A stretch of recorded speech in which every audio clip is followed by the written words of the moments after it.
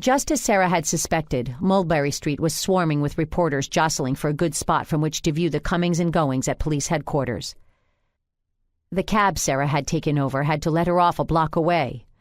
Fortunately, the morning rain was over and the sun was trying half-heartedly to break through the clouds.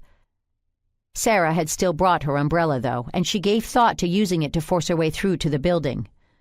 Fortunately, saying "excuse me" several times very loudly and shoving a few times in a very unladylike manner got her almost to the narrow stairs that led up to the arched doorway of the 4-story building. "Let the lady through, you vultures!"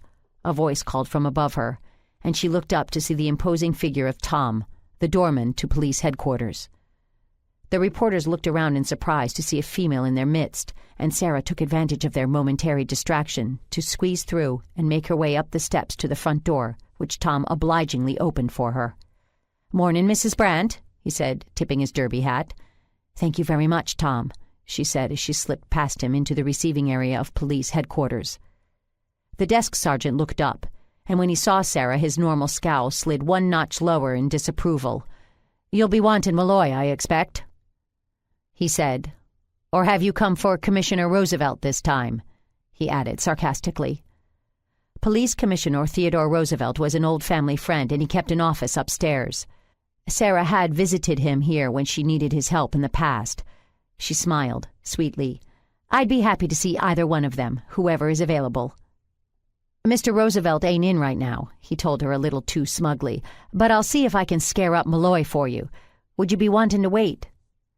She could see from the gleam in his eye that he remembered the time he'd sent her to wait in the depths of the basement. But she had the upper hand now. "I'll be upstairs. I'm sure Miss Kelly can find a place for me to sit where I won't be in anyone's way." Minnie Kelly was the first female secretary in the history of the New York City Police Department. Just one of Roosevelt's innovations and a constant source of aggravation to the old guard. "No need to escort me," she added, knowing full well he'd had no intention of doing so. "I know my way." Minnie Gertrude Kelly was a small, comely girl with raven black hair which she wore in a severe chignon so as not to appear too flashy.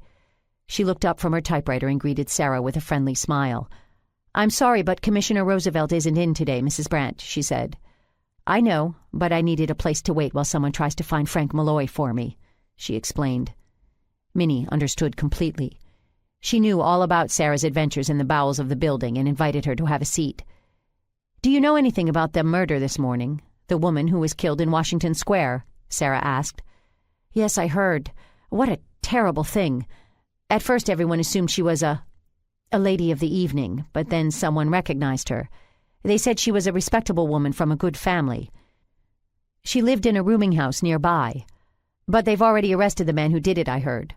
"I know," Sarah said. "He's my next-door neighbor." "How awful!" Minnie exclaimed. "Do you have any idea why he did such a terrible thing?" "That's why I'm here," Sarah said. "I don't think he did it at all, and I'm afraid he might be persuaded to confess anyway." Minnie nodded her understanding. "Would you like for me to telephone Mr. Roosevelt? He might be able to help." "I think that would be a very good idea."